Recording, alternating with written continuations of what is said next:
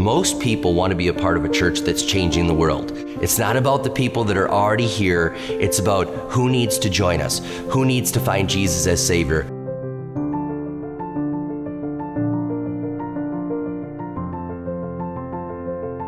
What I learned again about AG Financial is they are about what we're about: changing lives, changing communities, representing something that is light in darkness. We're all looking to have that day where we stand before the Lord and He says, "Well done, thou good and faithful servant." And He's going to judge us for whatever we had to use for His glory and honor.